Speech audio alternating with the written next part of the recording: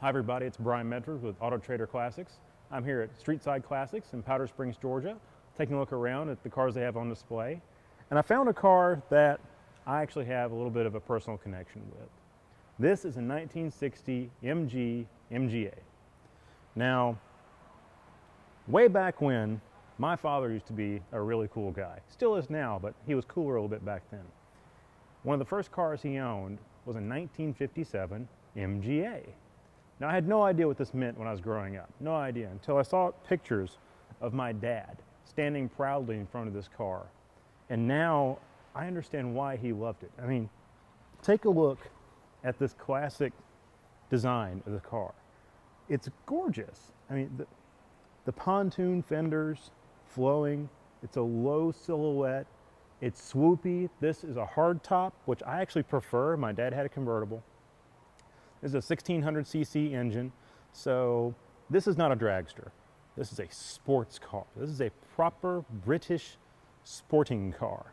Now, my dad used to tell me about driving this car against some of his buddies who had muscle cars.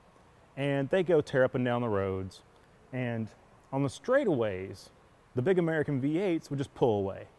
Ah, but the corners, this little car handled like it was on rails.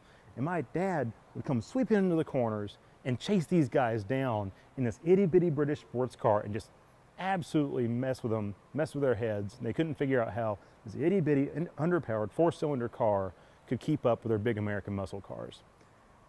These cars are actually a really popular entry in historic racing.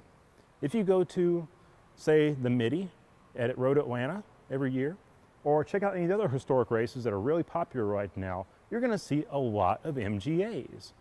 I don't know if it's because the love of the car, I don't know if it's just the way it's built, I don't know the way it handles, but there's something about this car that takes very well to historic racing. And what's really cool is you can actually really easily swap out the later MGB engine, get up to 2000 cc's, get a little bit of a power bump, and it all fits nicely under the hood. So this is just a really neat car. It's a really fun car to drive. Nobody knows what it is for some odd reason. They just don't get that much love. I think people should pay attention to the MGA a little bit more.